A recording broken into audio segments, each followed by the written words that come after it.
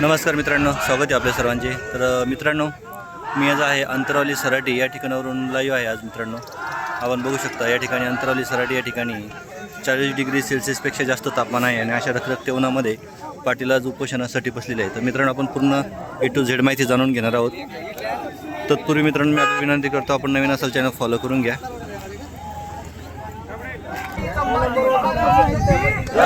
अरे मराठ्यांचा आवाज मुंबईच्या मंत्रालयापर्यंत गेला पाहिजे।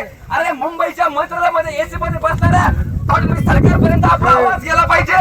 एक मराठा छत्रपती शिवाजी महाराज की जय। या मनोवादी सरकारला मला सांगायचंय की जरांगे पाटील, आम्हाला आरक्षण पाहिजे, पण आम्हाला तुमच्याशिवाय आरक्षण नको।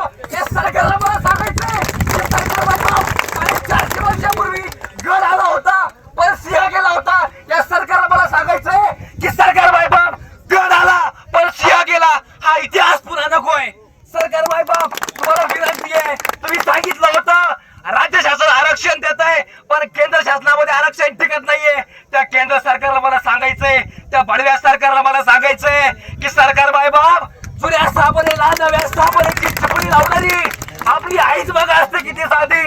अरे जुन्या स्थापनेला नव्या स्थापनेची चिपळी लावणारी आपली आईच बघा असते किती साधी। मी लहानपणी चहा विकला असं सांगून लाखोंचा कोट नेसतात मोदी। अरे मोदी, मला सांगा ना, कुठला चहावाला लाखोंचा कोट नेसतो का? अरे मोदी, मला सांगा ना, कुठला चहावाला लाखोंचा कोट नेसतो का? अरे विकला असेल मोदी चहा तुम्ही, मग देश विकायचा असतो का?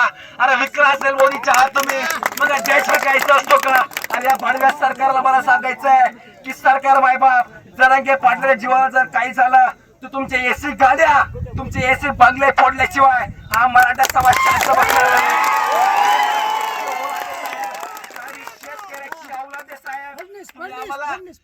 साहेब, तुम्ही आम्हाला घोडे लावा, आमच्यावर कारवाई करा, जे करायचं ते करा।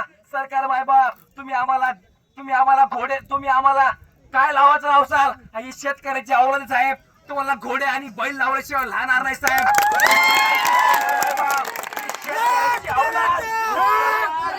ऐका सरकार बाप, ही शेतकऱ्याची औलाद आहे। शेतकऱ्याच्या औलाद जर बैल किंवा घोडे लावले ना, तर ऐका, शेतकऱ्याची औलाद एकटे येत नसते, बैल एकटे येत नसतात, बैल नागरा सगळे तुमच्याकडे अजून वेळ आहे।